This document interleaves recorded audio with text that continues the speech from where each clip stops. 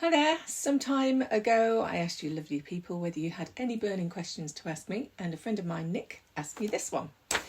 Regarding mic technique, when singing in a studio recording in isolation using nice compressors, etc., do you alter your formants or plosives, i.e. do you soften them, compared to singing in a live situation where you can't raise the noise floor to hear nuance so much?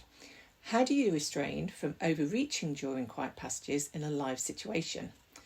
Now, there's a lot there, but I did have a chat about this with Nick and my local, but I thought I'd answer on here for you guys and girls, as it's such an interesting question, or questions.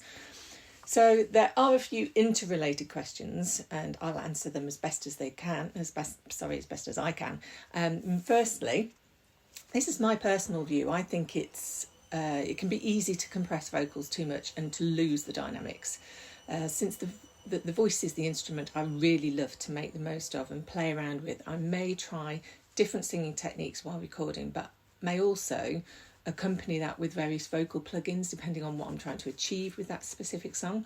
So being a singing teacher, my main focus is obviously singing healthily, so this will always be a priority for me, and I will always ensure that I do a good warm-up beforehand. So in a recording setting, basically, it's easier to set up vocals so you're not having to push the voice, whereas depending upon the live setting, the room, the equipment, the engineer, etc., singers can often find themselves, and I've done this in the past, trying to push the voice, which is obviously not a healthy thing to do. Now, I haven't done proper live sessions in years, and back then I knew nothing about compression, EQ, etc. And I wasn't even a singing teacher in those early days. Today my focus is both a singer, there's a singer whose instrument is her voice, and therefore the only one I've got which can't be replaced. I would focus on ensuring vocal levels were set so that I don't have to push my voice at any point. At the end of the day, I'm not an engineer. If gigging, I'd always get a good engineer who's used to working with live sound.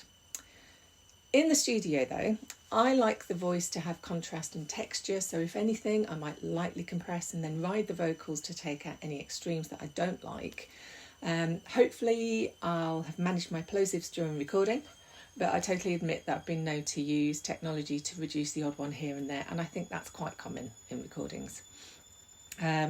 In terms of formants, which are really, I suppose, simple terms like frequency peaks, I may play around with EQ or use other plugins to magnify or reduce certain formants depending upon the song and what I'm trying to achieve with the song. So I think that's the beauty of producing your own music, because there are pretty much no limits as to what you can do with your voice, and same with any other instruments for that matter. So I think that's quite common. In fact, personally, again, I'd say that experimenting with sounds is one of the most exciting things. So when you're producing, for me, nothing is off the cards.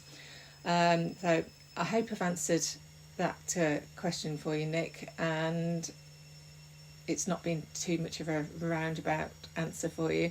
And if you've got any other questions, Nick or anybody else out there, please send them through and I'll do a little video to answer them as best as I can. Okay, take care. Bye.